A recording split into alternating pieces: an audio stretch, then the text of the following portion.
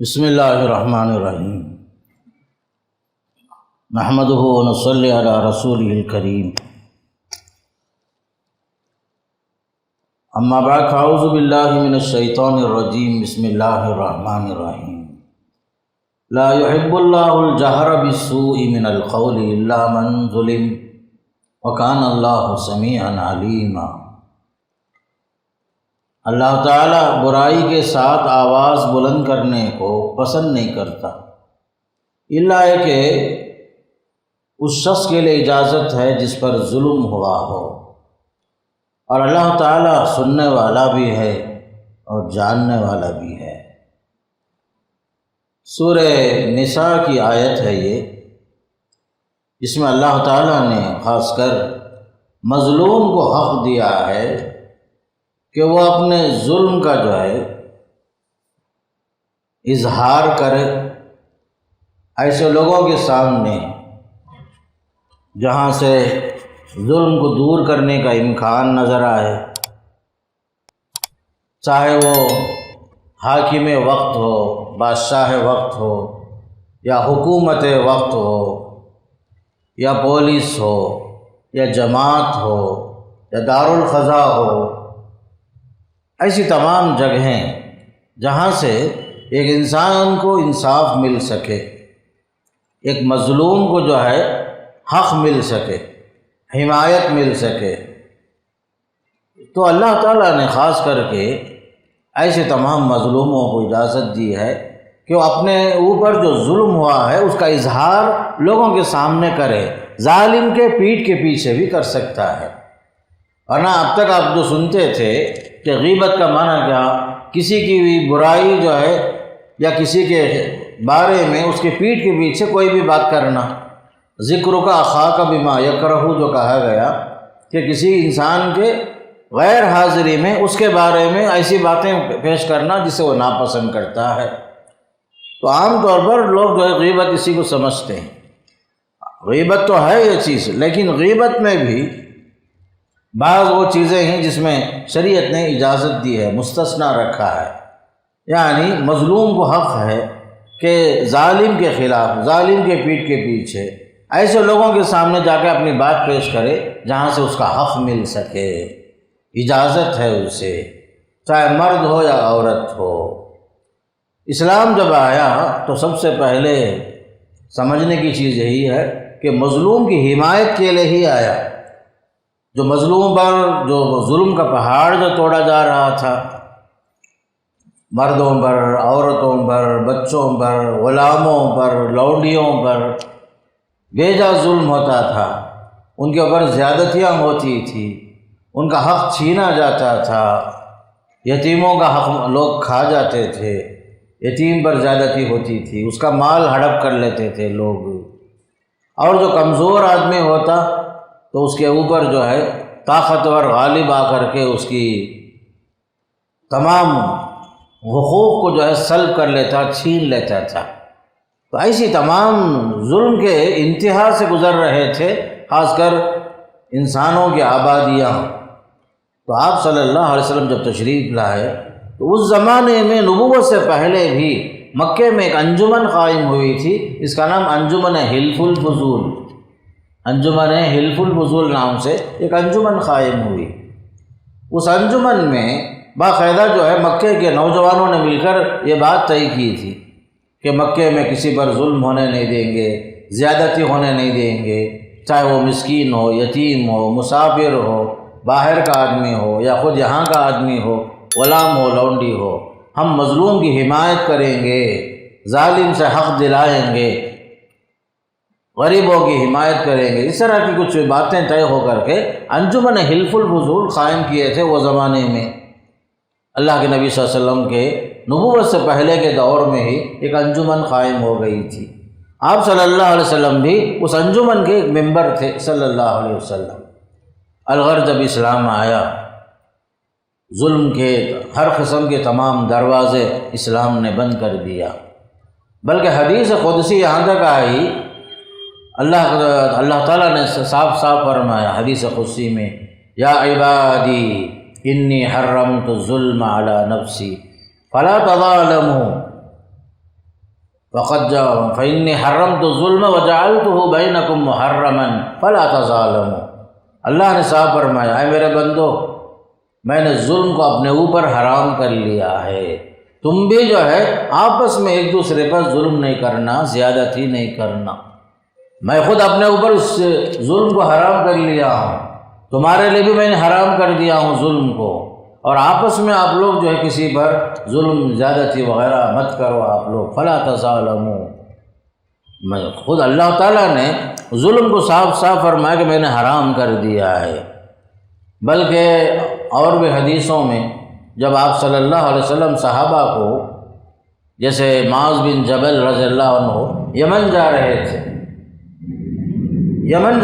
تھے دعوت کے کام سے، تبلیغ کے کام سے، تو اس وقت جو ہے آپ صلی اللہ علیہ وسلم نے کچھ خاص احکامات سے نوازا، فرمایا کہ جا کر کے پہلے ان کو اسلام کی دعوت دو، اگر وہ اسلام میں داخل ہو گئے انہیں بتاؤ نماز قائم کرنا ہے، زکوٰۃ دینا ہے، یہ احکامات انہیں بتاؤ۔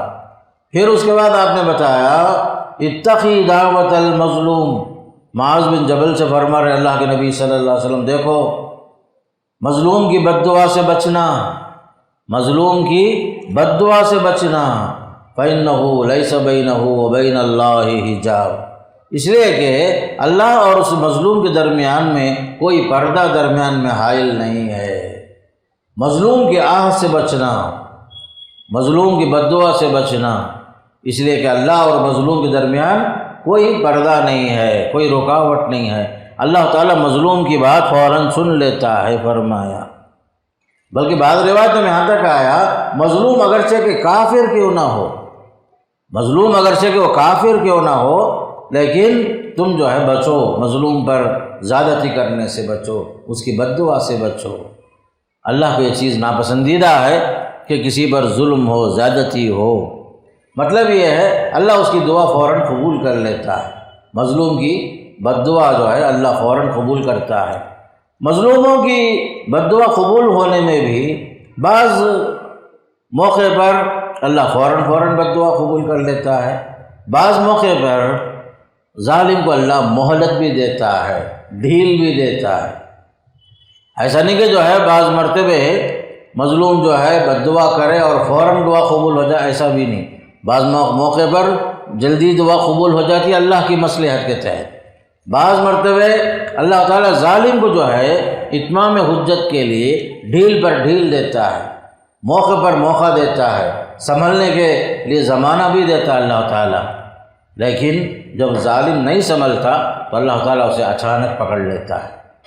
تو اس سے معلوم ہوتا ہے انبیاء علیہ السلام کی زمانے میں دیکھو، پیارے نبی صلی اللہ علیہ وسلم سے پہلے کا دور، نوح علیہ السلام کا زمانہ، کیسے کیسے مظالم لوگ ڈھائے نوح علیہ السلام پر۔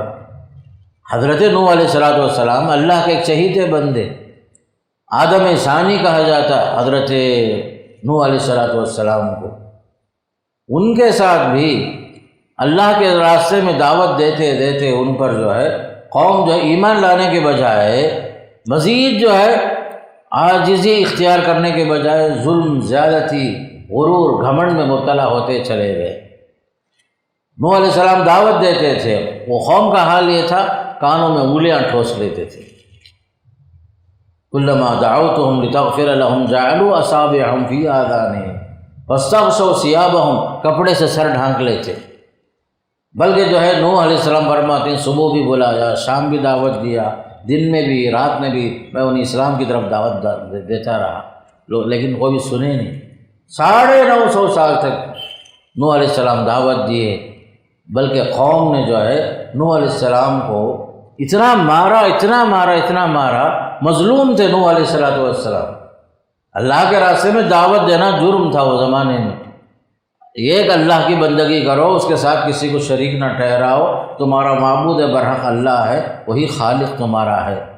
ہر نبی کی دعوت یہی تھی، لیکن نوح علیہ السلام کی قوم ایسی بدبخت قوم تھی، نوح علیہ السلام کو جو ہے ان کا مذاق اڑاتے تھے، کہتے تھے آپ پر کون ایمان لا رہے ہیں، بالکل تھرڈ کلاس کے لوگ، ان کو آپ ہٹا ڈالو، ہم لوگ بڑے لوگ ہیں، تمہاری مجلس میں آ کے بیٹھ نہیں سکتے، وہ غریبوں کو، مزدوروں کو، فقیروں کو سب کو ہٹاؤ، میں ہم لوگ آنا بولے تو ہمارے لیے خاص ٹائم ہونا، ہمارے واسطے خاص نشست کا انتظام ہونا، ایسی باتیں کرنے لگے، بلکہ جو ہے دھمکیاں دینے لگے، لئن لم تنتہی یا نوح لتکونن من المرجومین، اگر آپ ہمارے راستے میں رکاوٹ بنتے رہے اے نوح، ہم آپ کو پتھر مار مار کے ختم کر دیں گے۔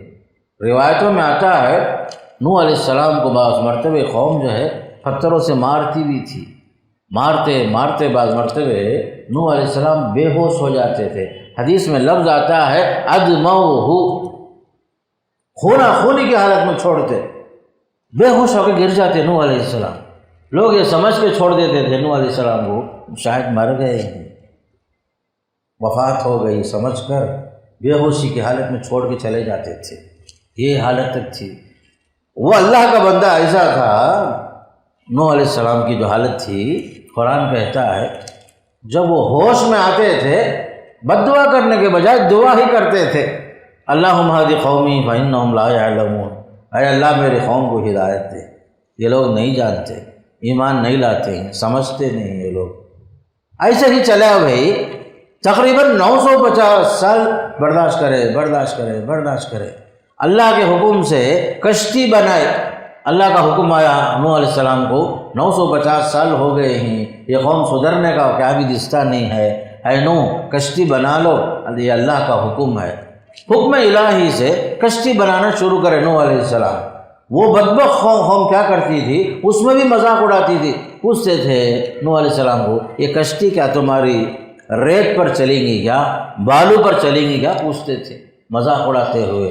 بلکہ اتنا ہی نہیں، کشتی میں آ کر کے بیٹھ کر کے قضائے حاجت کر کے کشتی کو گندی بھی کرتے تھے، مذاق اڑاتے تھے، آپ کا مذاق اڑاتے، آپ پر ایمان لانے والوں کا مذاق اڑاتے، اور بولتے آپ پر کون مسلمان ہوئے ہی، 3rd کلاس کے لوگ مسلمان ہوئے ہی، ایسا مذاق اڑاتے۔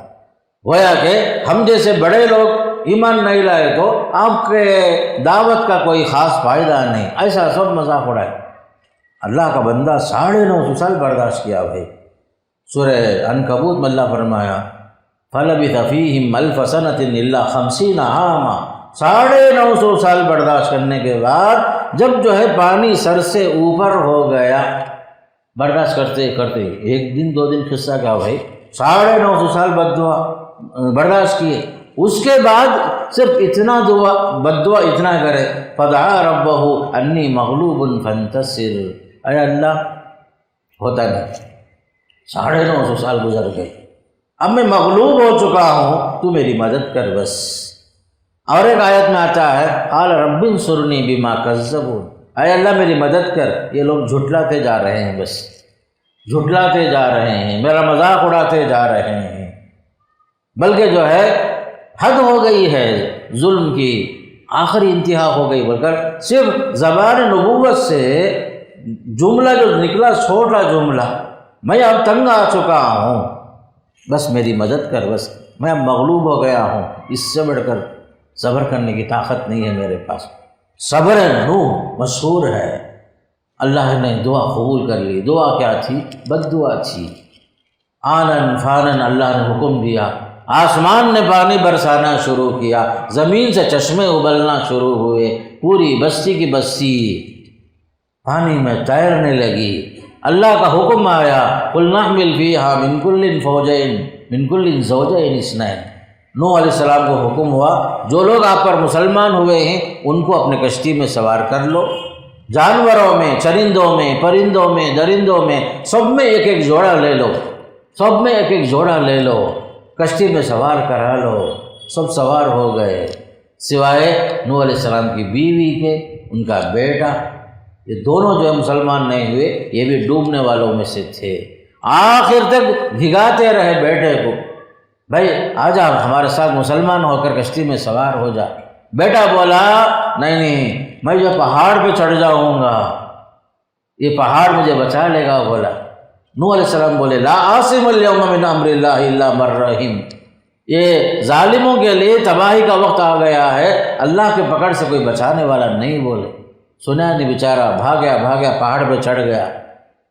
اللہ کا حکم آتا ہے، آسمان سے بھی بارش، زمین سے چشمے ابلنا شروع ہوئے، پوری وفارت تنور، قرآن کہتا ہے پانی جس طرح گرم پانی کیسے خود کھداتا ہے گرم ہونے کے بعد فوارے کی طرح، ویسے پوری زمین جو ہے فوارے کے انداز میں ابلنے لگی، کشتی جو ہے اللہ کے حکم سے چلنے لگی۔ پانی تو آ گیا، ایمان والے سوار ہو چکے تھے، اللہ کے حکم سے کشتی چلی، بسم اللہ مجریہا و مرساہا ان ربی لغفور الرحیم، رب کا حکم تھا، کشتی چلی، ایمان والے سوار ہوئے، پوری قوم برباد ہوئی حضرت نوح علیہ السلام کی ایک بد دعا کی وجہ سے، ایک بد دعا۔ تو یاد رکھو کبھی جو بد دعا کا اثر پوری بستی پوری قوم تباہ ہو جاتی، قوم کے قوم تباہ ہو جاتی، ما آمن معہ الا خلیل۔ ذرا سوچ کے دیکھو بھائی، 950 سال دعوت دیے، قرآن کیا بولتا ہے؟ نوح علیہ السلام پر ایمان لانے والے کتنے تھے معلوم ہے؟ الا خلیل، قرآن بولتا ہے چھوٹی تعداد، معمولی تعداد، معمولی چند لوگ۔ مفسرین کیا کرے، ادھر ادھر سے روایتوں سے نقل کر رہے ہیں، 40 خلیل سے مراد 40 لوگ مسلمان ہوئے، 40، بعض لوگ بولے 70، بہرحال 100 کے اوپر بھی گئے نہیں۔ مفسرین بول رہے ہیں 950 سال کی دعوت کا خلاصہ کیا بھی نہیں نکلا، اللہ کا حکم آیا، پوری بستیاں تباہ ہو گئی۔ یاد رکھو جب نبی دعا کے بد دعا کے لیے ہاتھ اٹھاتا ہے، آنن فانن سب برباد ہو جاتے ہیں لوگ۔ یہ ایسا ہی ہوا، چاہے وہ موسیٰ علیہ السلام کا زمانہ ہو، فرعون کے ساتھ بھی یہی ہو، فرعون کے ساتھ بھی ایسا ہی ہوا، پوری زندگی مظلومیت کی گزری۔ بھائی یاد رکھو ظالم کو اللہ مہلت دیتا ضرور ہے، لیکن جب مظلوم کی آہ جب آسمان سے جا کر ٹکراتی ہے، مظلوم کی آہ اصل میں کیا معلوم ہے؟ ایک چنگاری ہے، آہ ایک چنگاری ہے، یہ آسمان کے دروازے کھل جاتے ہیں، بادل چیرتے ہوئے یہ مظلوم کی آہ پہنچ جاتی ہے، اور اللہ کے پاس مقبولیت کی گھڑی جب رہتی ہے، فرعون جیسے ظالم تباہ و برباد ہو جاتا، پوری قوم اس کی فوجیں پانی میں ڈوب کر آنن فانن ختم ہو گئے۔ قرآن کہتا ہے فَكُلًّا أَخَذْنَا بِذَنبِهِ، کتنے ظالموں کو ہم نے پکڑا ہے۔ یہ لوگوں کی کیا حیثیت ان لوگوں کی؟ فَمِنْهُم مَّنْ أَرْسَلْنَا عَلَيْهِ حَاصِبًا، بعض لوگوں پر ہم نے پتھروں کی بارش برسائی، جیسے لوط علیہ السلام کی قوم، یہ بھی ظالم قوم۔ لوط علیہ السلام کی قوم میں سب سے بدترین قوم ہے، مردوں سے خواہش پوری کرنے کی، مردوں سے خواہشات پوری کرنے کے لیے یہ لوگ جو ہے مرتے تھے۔ فَمِنْهُم مَّنْ أَرْسَلْنَا عَلَيْهِ حَاصِبًا وَمِنْهُم مَّنْ أَخَذَتْهُ الصَّيْحَةُ، لوط علیہ السلام کی قوم پر جب اللہ نے کنکری برسائی، پتھروں کی بارش، سورہ زاریات میں اللہ فرماتا ہے لِنُرْسِلَ عَلَيْهِمْ حِجَارَةً مِّن طِينٍ مُّسَوَّمَةً عِندَ رَبِّكَ، پتھر جو برسایا وہ بستی کے اوپر نام سے موسوم تھا، ایک ایک پتھر، مسومہ کے معنی نام لکھا ہوا تھا، ہر کنکر پر ہر شنکر کا نام لکھا ہوا تھا، یہ فلاں کے لیے فلاں کے لیے فلاں کے لیے، برابر اس کے سر پہ گرا، سب آنن فانن ختم ہو گئے، پورا غرور، پوری اکڑ جو ہے اکڑ پن ختم ہو گئی۔ اللہ کا حکم ایسے آتا ہے۔ ابرہہ کا دیکھ لو، الم تر کیف فعل ربک باصحاب الفیل میں، ابرہہ وہ زمانے میں کعبۃ اللہ کو ڈھانے کے واسطے آیا، مظلوموں کی بستی میں آ کر مکے میں اونٹوں پر قبضہ کر لیا، بکریوں پر قبضہ کر لیا۔ دادا عبد المطلب تھے وہ زمانے میں، ابرہہ کے پاس جا کے بولے بھائی بھائی کو ظلم کرتا ہے۔ ابرہہ کا جو پلاننگ کیا تھا معلوم ہے، یمن میں کعبہ کی طرف ایک گھر بنا کر کے لوگوں کو ادھر گھمانا چاہتا تھا وہ زمانے میں، اور وہ مکے کو تباہ کرنے کے واسطے ہاتھیوں کی فوج لے کر آیا انہیں، اسی لیے وہ سورت کا نام خود الفیل ہے، فیل کے معنی ہاتھی۔ وہ زمانے میں جنگ کے لیے پورے فوج کے ساتھ ہاتھی فوج لے کر آیا ابرہہ۔ جب پہنچا وہ مکہ مکرمہ کے قریب میں پڑاؤ ڈال کر کے ٹہل گیا، اس کی فوج مکے میں آ کر پورے قوم کی بکریاں، وہ زمانے میں دولت کیا تھی مکے والوں کے پاس؟ بکریاں، اونٹاں، اس سے بڑھ کر کیا بھی نہیں بھی مکے میں، کھیتی باڑی کیا بھی نہیں، گھاس پھوس بھی اگتا نہیں، جھاڑوں کا تصور بھی نہیں، کانٹے کے جھاڑوں میں ملتے نہیں تھے۔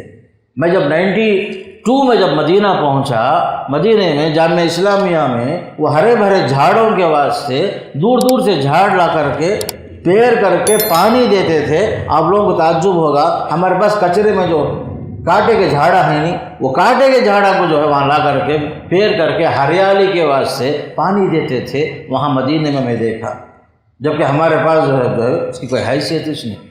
وہ تو عرب علاقے میں ہریالی نہیں، وہاں کا پہاڑ آپ دیکھیں ہیں جو حج کو گئے ہیں، یہاں سے وہاں تک آپ پتھر گن لے سکتے، پہاڑ میں کتنے پتھر آئے ہیں ادھر، بالکل خالص چٹان چٹان چٹان۔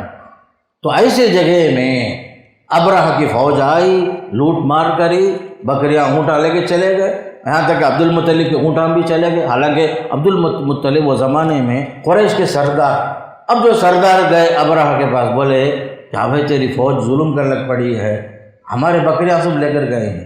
ابرہہ بولیا کیا بھائی تم لوگ ہمیں عجیب ہیں، ہمیں آئے ہیں کعبۃ اللہ کو ڈھانے کے واسطے، کعبۃ اللہ کو گرانے آئے ہیں، تمہیں کیا بکریاں کے واسطے اونٹاں کے واسطے آئی ہیں نا؟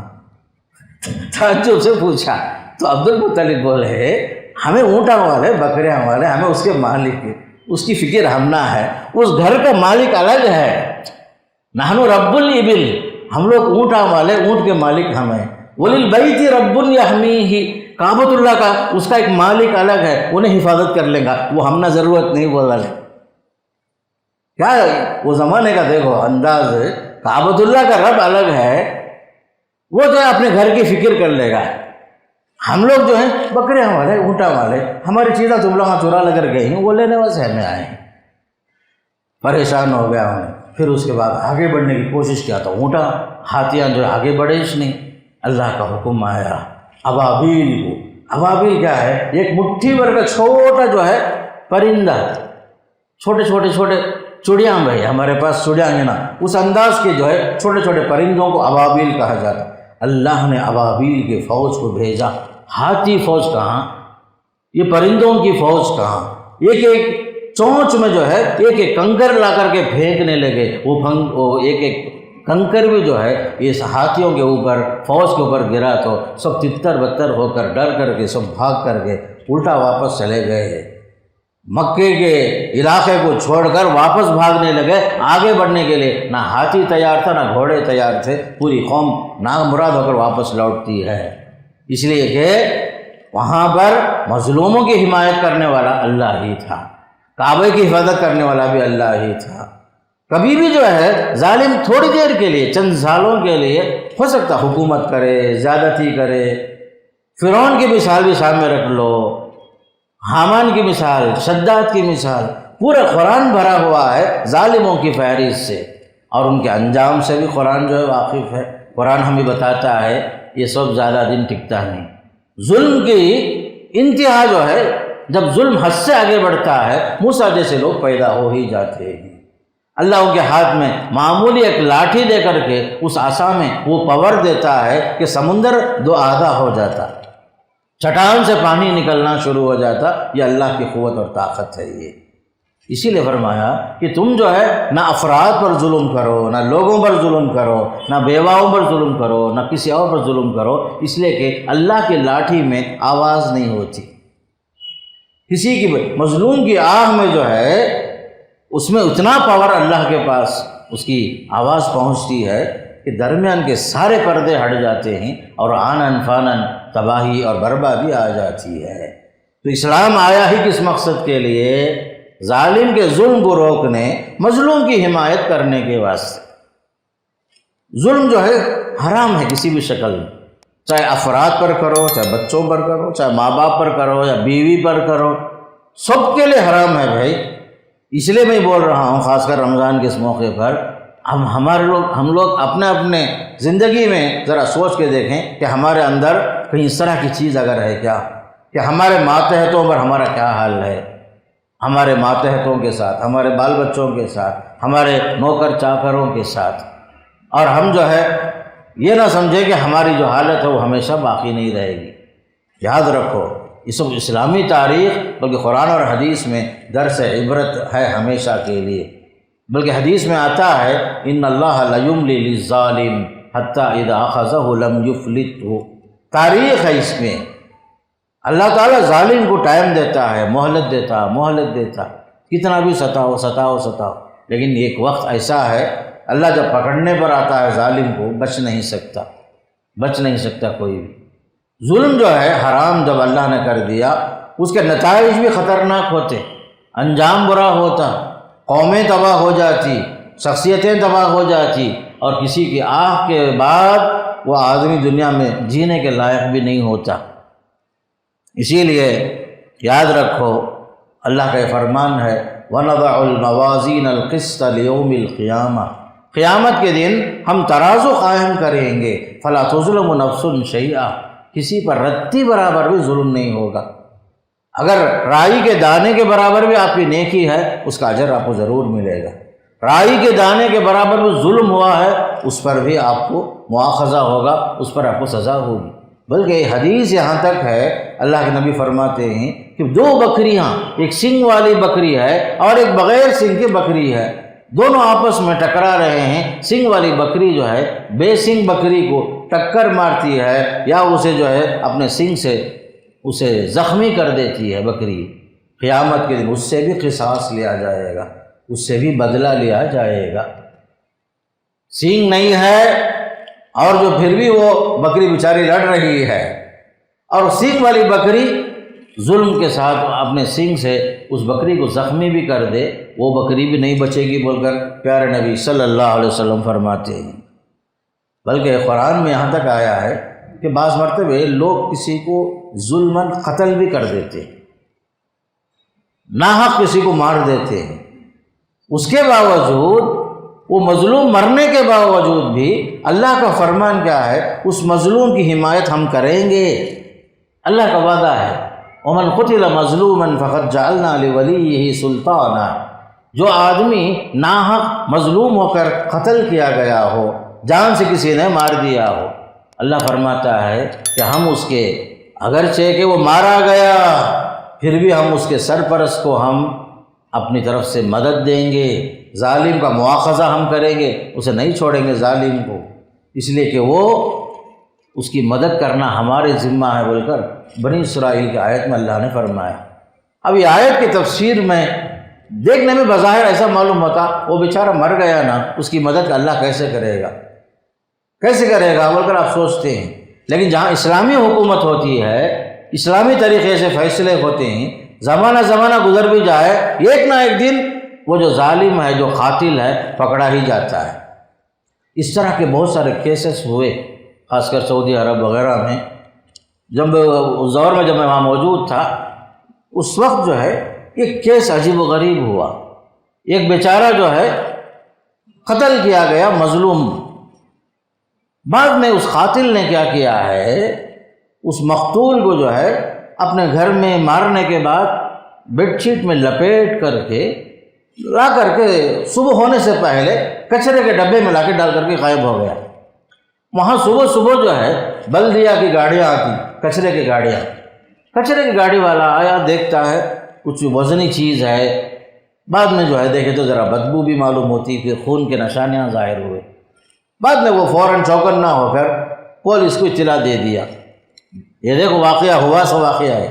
تھوڑی دیر کے بعد پولیس آئی، لوگ سب جمع ہو گئے، اتنے میں سب لوگ گھیر لے کر کھڑے ہیں، کسی کو نہیں معلوم یہ کہاں سے ہوا، کیسا ہوا، کون مارے، کیا معلوم۔ اتنے میں جیسے بچے ہیں نا ہمارے چھوٹے بچے، وہاں بھی بچے بھاگ کر آئے، سب آ کے دیکھ لکھیں جھاگ کر کے، اس میں سے ایک چھوٹا بچہ جھاگ کر کے دیکھا تو جو ہے بیڈ شیٹ اسے اس کے گھر کی نظر آ رہی ہے۔ انہیں بچہ فوراً بولنا شروع کیا، بطانیہ بولے تو کملی کو بولتے، کملی وہ تو ہماری ہے، وہ بچہ چھوٹا بچہ اسے اپنی چیز، اپنے گھر کی چیز نظر آ گئی، فوراً چیخنا شروع کرا، یہ تو ہماری ہے، اسے نہیں معلوم اندر مقتول ہے، لیکن اس کے مطلب کیا، ہمارے گھر کی چیز یہاں باہر آ گئی ہے بول کر چلانا شروع کیا۔ بعد میں پولیس کو ڈاؤٹ ہوا، وہ بچے کے ساتھ اس کے گھر کو پہنچے، بعد میں دیکھا تو اس کا باپ خود جو قاتل نکلا۔ اللہ تعالیٰ دیکھو مقتول کی حمایت اور نصرت کیسے کرتا ہے، دیکھو آخر وہ آدمی پکڑا گیا، بعد میں قتل کی سزا قتل ہوتی ہے اسلامی حکومت میں، وہ الگ مسئلہ۔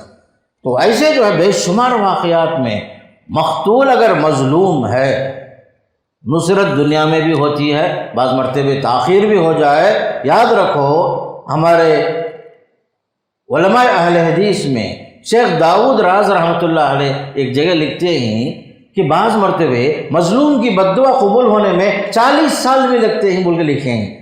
کون سے واقعے کو بنیاد بنا کر؟ فرعون کے واقعے کو۔ موسیٰ علیہ السلام بد دعا تو کرے لیکن دعا قبول ہونے میں اللہ کی حکمت تھی، مصلحت تھی، تاخیر ہوتے ہوتے 40 سال کے بعد فرعون جو ہے ستیہ ناش ہوا، برباد ہوا۔ بعض مرتبہ دیکھو فوراً آنن فانن بھی قبول ہو جاتی بد دعا۔ اس کی مثال ایسے بخاری شریف میں ایک واقعہ ہے، صحیح بخاری میں واقعہ ہے۔ کیا واقعہ؟ سعد بن ابی وقاص رضی اللہ تعالی عنہ باقاعدہ کوفہ کے جو ہے گورنر بنا کر کے بھیجے گئے حضرت عمر رضی اللہ عنہ کے زمانے میں۔ حضرت عمر رضی اللہ عنہ کا زمانہ ہے، مدینہ سے گورنر کے حیثیت سے سعد بن ابی وقاص ایک جلیل القدر صحابی۔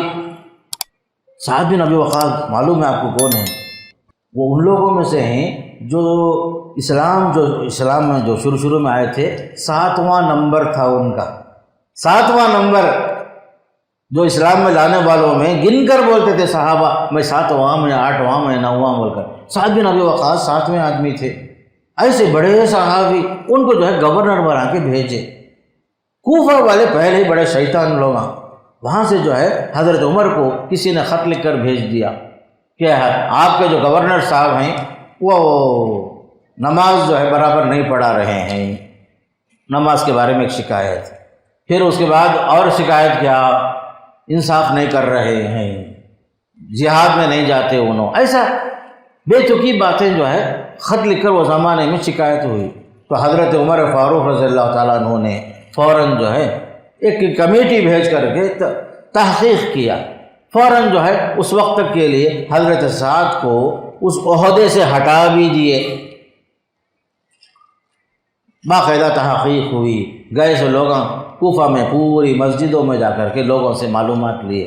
آخر کار سب جگہ بولے اچھے آدمی بھائی، عشاء کی نماز ذرا پہلی 2 رکعت طویل پڑھاتے ہیں، دوسری 2 رکعت ہلکی پڑھاتے ہیں، باقی اس کے بعد کیا بھی کوئی مسئلہ نہیں بول کر سب بولے۔ لیکن ایک صاحب تھے کسی ایک مسجد میں، بڑے فتین آدمی، ان کا نام اسامہ تھا۔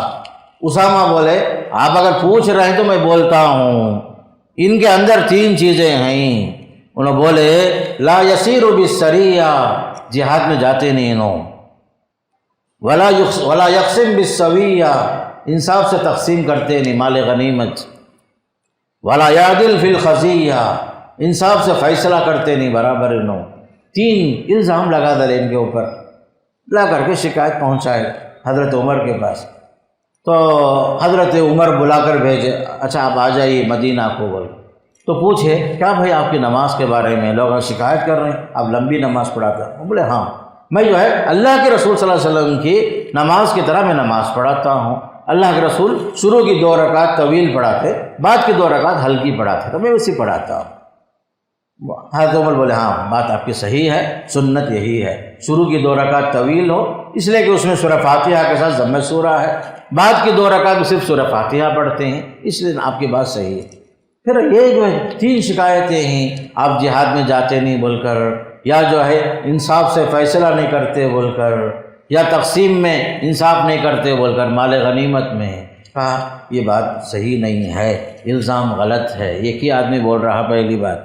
تو حضرت سعد بن ابی وقاص بولے اب میں الگ سے کیا دلیلیں کیا پیش کروں، ایک ہی معاملہ میں اللہ کے حوالے کرتا ہوں۔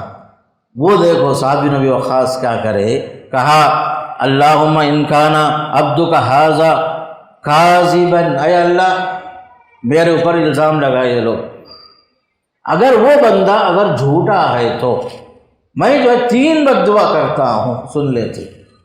پہلی بد دعا فرمایا اطل عمرہ، اس کی عمر لمبی کر دے، واطل فخرہ، فخر و فاقہ بھی طویل کر دے، وعرض بالفتن، اسے جو ہے فتنوں کا شکار بنا دے اسے۔ 3 بد دعا کرے۔ حضرت سعد بن ابی وقاص کی بد دعا قبول ہو گئی۔ زمانہ گزرا، یہ صاحب کی عمر طویل ہو گئی، بلکہ بڑھاپے میں بھی 66 بوڑھا ہو گیا، ارذل عمر کو پہنچ گیا۔ ارذل عمر کو پہنچ گئے۔ نکما عمر سے بولتے ہیں آدمی جو ہے کچھ کرنے کے لائق نہیں ہوتا، بچوں سے بدتر ہو جاتا، ارذل عمر کو اسے بولتے، نکما عمر۔ اس کے بعد کیا ہوا؟ فخر و فاقہ، کھانے کو لاٹریاں مارنے لگے وہ صاحب، کھانے کے لیے ترسنے لگا، ادھر ادھر سے مانگنا شروع کر دیا۔ تیسری حالت کیا ہوئی؟ آنے جانے، اس بڑھاپے میں بھی آنے جانے والی لڑکیوں کو چھیڑنے لگے۔ لوگ جو ہے کھکار کے تھوکتے تھے، خود آخر میں وہ صاحب خود بولتے تھے انا رجل شیخ، میں بوڑھا آدمی ہوں، مجھے سعد بن ابی وقاص کی بد دعا لگی ہے، اس عمر میں بھی میں جو ہے اتنا بوڑھا ہو گیا ہوں کہ یہ آنکھوں کے جو پلک ہے، پلک جو جھک کر کے آنکھوں پر پردہ پڑ گیا ہے، مجھے کچھ نظر بھی نہیں آ رہا ہے۔ کھانے کی واسطے بھی لاٹریاں مارنے لگے، اور جو ہے آنے جانے والے لڑکیوں کو، عورتوں کو چھیڑنے لگے، تو لوگ جو ہے انہیں گالیاں دینے لگے۔ وہ خود بولتے تھے میں جو ہے ایک آدمی ہوں، بوڑھا ہوں، شیخ کبیر مفتون اصابتنی دعوت سعد، حضرت سعد کی بد دعا مجھے لگی ہے، یہ دیکھو میری حالت، بول کر عبرتناک زندگی گزارے وہ شخص۔ تو اس لیے میں بول رہا ہوں، یہ بخاری کی حدیث میں ہے، اس سے معلوم ہوتا ہے کسی کی آہ میں، کسی کی بد دعا میں نہیں جانا۔ اگر آپ سے نہیں ہو رہا ہے کسی کی مدد کر سکو، تو کسی کی پر ظلم بھی نہیں کرنا، زیادتی بھی نہیں کرنا، کسی کے ساتھ جو ہے اس کی آہ جو نہیں لینا۔ اس لیے آتا ہے مظلوم کی بد دعا چنگاریوں کی طرح ہوتی ہے، آسمان کے پردوں کو چیرتے ہوئے اللہ کے پاس پہنچ جاتی ہے، درمیان میں کوئی پردہ حائل نہیں ہوتا۔ اس لیے میرے دوستو، خاص کر یہ جو تاخراتیں جو گزر رہی ہیں، اس میں یہ میں جو آپ کو بول رہا ہوں کہ واقعہ قصہ سنانا مقصد نہیں ہے۔ ہر ایک جو ہے اپنے اپنے زندگی میں ذرا سوچ کے دیکھے، میری وجہ سے کسی پر ظلم ہوا کیا؟ میری وجہ سے کسی پر زیادتی ہوئی ہے کیا؟ قبل اس کے کہ وہ دن آئے، اللہ کے دربار میں ہم پہنچے، ہماری نیکیاں ضائع ہو جائیں، برباد ہو جائیں، یا کسی کی بد دعا کا اثر ہم لے کر کے بڑھاپے میں ہم جو ہے بڑی بری حالت میں ہماری زندگی گزرے، ایسا نہ ہو۔ اس لیے خاص کر مظلوم کی حمایت، مظلوم کی مدد کرنا اور مظلوم کی آہوں سے بچنا، بیواؤں، یتیموں، مسکینوں، فقیروں، کسی پر بھی کوئی زیادتی نہ ہو، اس کے لیے خاص کر ہمیں کوشش کرنا ہے۔ اس لیے کہ یہ جو حدیث ہے، صحیح حدیث ہے ترمذی شریف کی، مظلوم کی آہ سے بچو، اس لیے کہ مظلوم اور اللہ کے درمیان کوئی پردہ حائل نہیں ہے، پردہ حائل نہیں ہے۔ اللہ آنن فوراً سنتا ہے، کبھی فوراً ہماری مظلوم کی بد دعا، کبھی جو وقت ملتا ہے۔ لیکن بعض علماء یہ بھی لکھے ہیں کہ مظلوم کی حمایت میں یہ بھی ہوتا ہے اللہ ظالم کو ہدایت سے محروم کر دیتا، ایک شکل یہ بھی ہوتی۔ کبھی جو ہے ظالم کو اللہ خوب موقع دیتا ہے تاکہ ظلم پر ظلم پر ظلم کرتے کرتے اللہ کے پاس حجت پوری طرح قائم ہو جائے، یہ شخص رحم و کرم کے لائق ہی نہیں ہے۔ ظالم کو جو موقع ملتا ہے اسے خوش نہیں ہونا کہ ہم لوگوں کا مال ہڑپ کر لیے پھر بھی ہمیں کیا بھی نہیں ہوا، ہمیں لوگوں پر زیادتیاں کر رہے ہیں ہمارے اوپر کیا بھی نہیں ہوتا، ہمیں جو بڑے اچھے آدمی، ایسا کبھی نہیں سوچنا۔ رائی کے دانے کے برابر بھی کسی پر ظلم نہ ہو، زیادتی نہ ہو، انصاف ہی انصاف ہونا چاہیے، اور کسی پر کوئی بھی جو ہے زیادتی نہ ہو۔ یہ چیز اگر ہے ہمارے لیے سلامتی ہے۔ اگر مظلوم بن کر کوئی بد دعا کر دیا ہمارے خلاف، یہ سب بہت برا ہوگا۔ بہرحال یہ دن جو ایام جو گزر رہے ہیں، محاسبے کے بھی ایام ہیں، یہ ہر آدمی سوچ کے دیکھ لے میرے اندر کیا خوبیاں ہیں، میرے اندر کیا خامیاں ہیں۔ اگر خوبی ہے الحمدللہ، خامی ہے تو قبل اس کے کہ وہ وقت آئے ہم اللہ کے پاس پکڑے جائیں، اس سے پہلے ہی تدارک کرنے کی کوشش کریں۔ اللہ مجھے بھی اور آپ کو بھی توفیق نصیب فرمائے۔ السلام علیکم ورحمۃ اللہ۔